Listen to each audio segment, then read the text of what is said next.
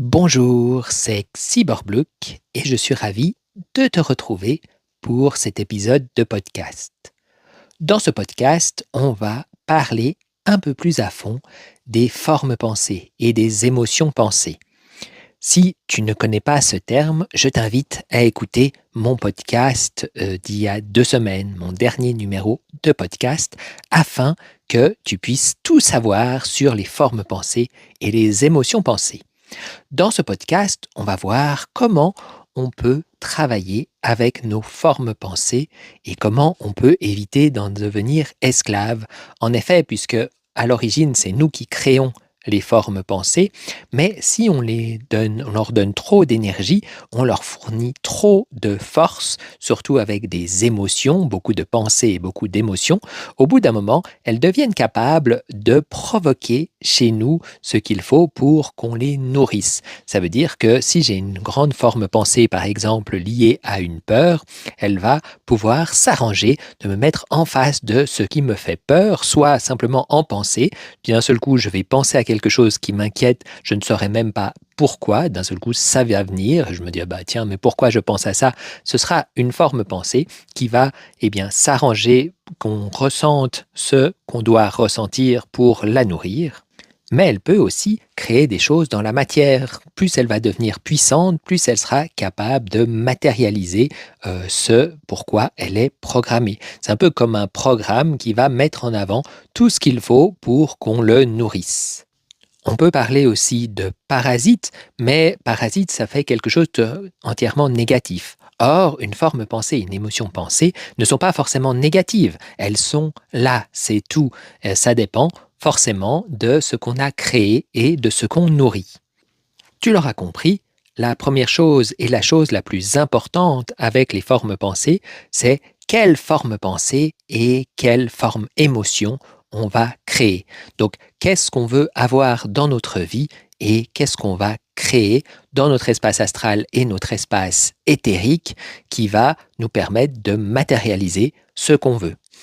Les formes pensées sont nourries par ce à quoi on met notre attention et surtout ensuite nos émotions.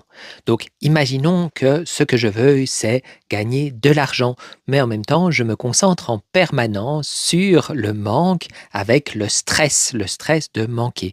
Qu'est-ce que je vais renforcer? La forme pensée d'abondance à laquelle je pense une fois de temps en temps en me disant « Ah oui, ce serait bien d'avoir un peu plus d'argent » ou la forme pensée du manque. Bien sûr, ce sera la forme pensée du manque, où je vais mettre non seulement la peur de manquer, mais aussi mes pensées de manque. Donc à chaque fois que je vais voir que je manque, je renforcerai la forme pensée, surtout si j'y mets de l'émotionnel. Et ainsi, cette forme pensée va m'attirer toujours plus de raisons de me sentir dans le manque. Et donc forcément, elle va mettre en place tout ce qu'il faut pour que je sois dans ce manque. Même si je gagne beaucoup d'argent, je vais aussi avoir d'un seul coup bien plus de factures à payer afin de rester dans ce manque et de pouvoir la nourrir. À l'inverse, si je mets mon énergie sur le fait que j'ai largement assez et donc je suis dans un esprit d'abondance avec, par exemple, en mettant de la joie, de la gratitude, de l'amour, une énergie positive dans le fait d'avoir largement assez pour pouvoir vivre ou être vraiment dans l'opulence, eh bien, automatiquement, je vais nourrir les formes pensées et les formes émotions pour qu'elles m'apportent, tout ce dont j'ai besoin.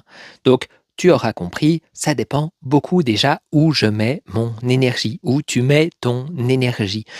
Qu'est-ce que tu veux dans la vie et regarde ce que tu veux et pas ce que tu n'as pas. Car si tu regardes ce que tu n'as pas, tu vas attirer ça encore et encore plus en nourrissant les formes pensées. Si par exemple tu es seul et puis que tu veux quelqu'un dans ta vie pour t'accompagner, mais en même temps que tu regardes toujours que tu es seul avec les émotions qui ressortent par rapport à ça, la tristesse par exemple, le mal-être, tu renforces des formes pensées de solitude, ce qui fait que même si tu rencontres quelqu'un, généralement ces formes pensées vont faire que tu vas t'en séparer à un moment ou à un autre parce que tu n'arriveras pas à te sentir bien avec cette personne.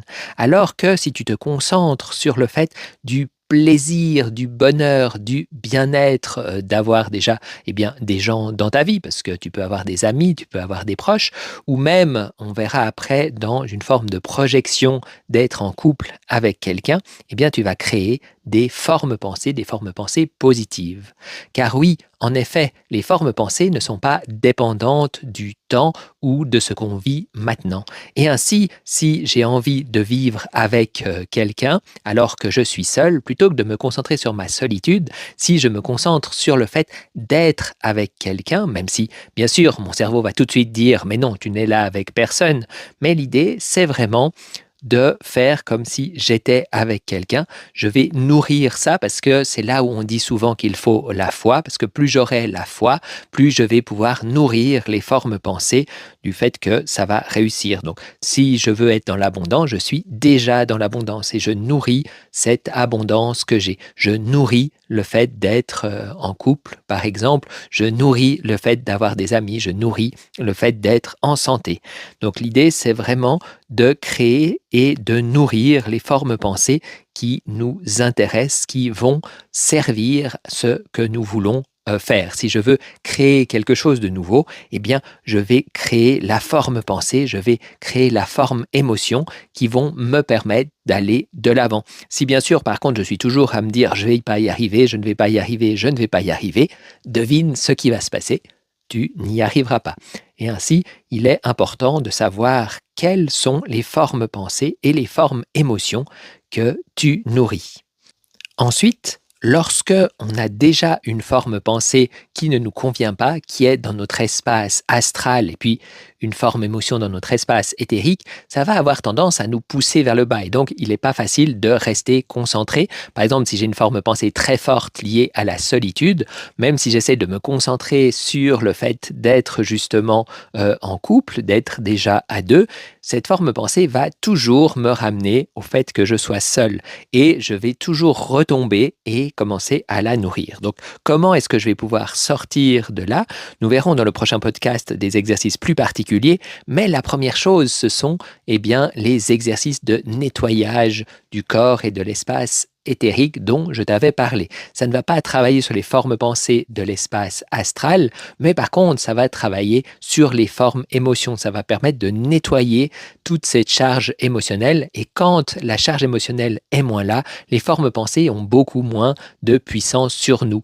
Ainsi, si tu nettoies régulièrement ton corps éthérique, ça va te permettre ensuite de beaucoup plus facilement lâcher prise. La forme pensée aura moins d'accès à toi et tu pourras ainsi te concentrer davantage sur ce que tu veux et pas sur ce que tu ne veux pas ou ce que tu n'as pas.